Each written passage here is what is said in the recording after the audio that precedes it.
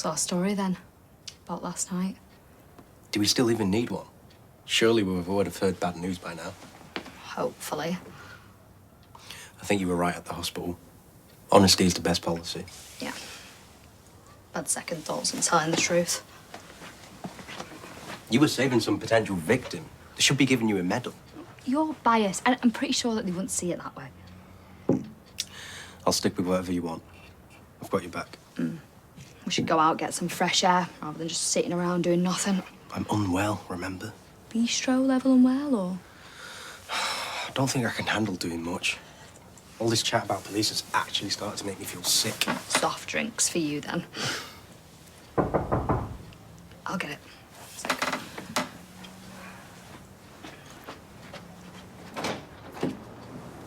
Can I come in? Of course.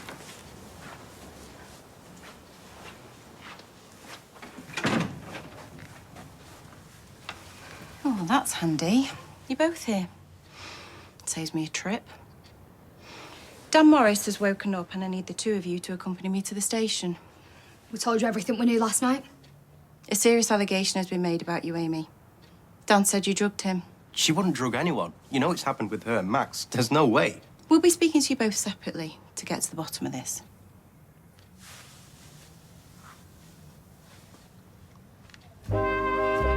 Amy, I've received information about last night that doesn't match what you told me happened to Dan. Let's start at the beginning, when you first saw him. Why? Don't make this any harder than it needs to be. You know why you're here.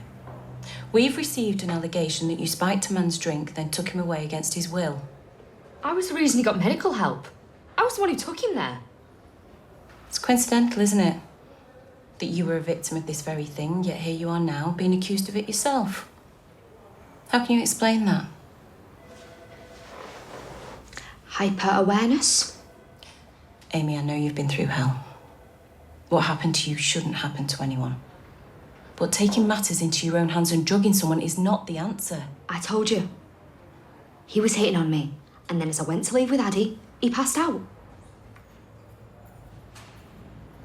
Did you drug him, Amy? Yes or no?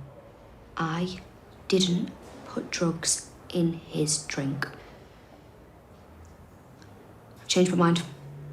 I do want a solicitor. Right, Addie, if you're waiting here with my colleague, I'll be with you shortly.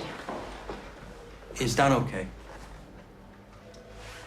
He slept most of it off, but from the sounds of it, it could have been a lot worse. Addie, you seem like a nice lad. Between now and when I get back, consider your own future. It never ends well when people lie to us.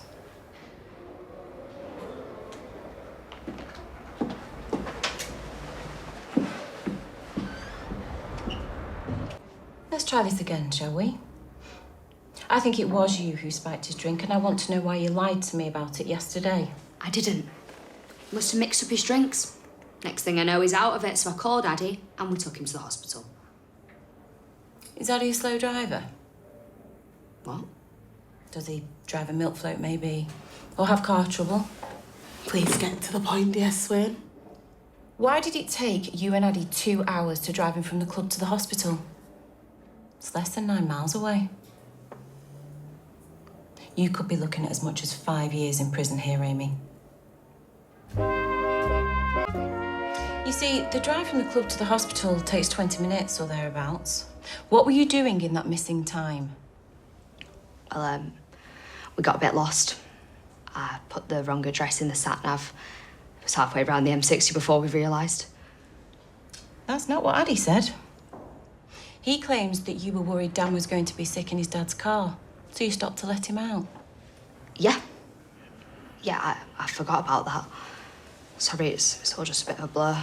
My client was under the influence of alcohol, which she freely admits. Her memory of the evening is bound to be patchy.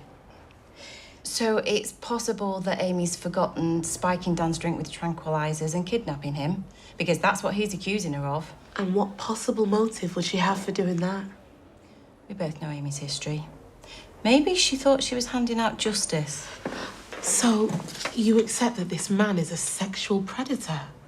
Perhaps you should be focusing your investigation on that instead of harassing my client. He could have died. And thanks to Amy, he didn't.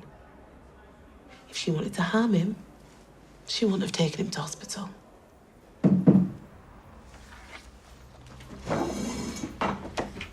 Excuse me, Sarge. Thank you.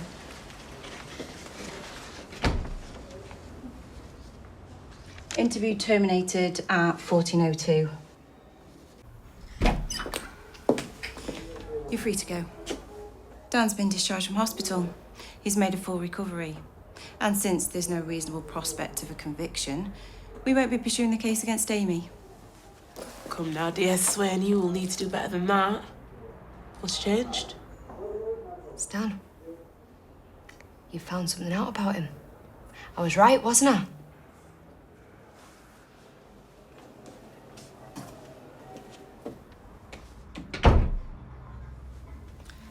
Off the record, Dan's been formally identified by some recent victims of sexual assault. He's now a person of interest in several cases. So you're gonna arrest him? Well, I can't share details of an ongoing investigation. I knew it.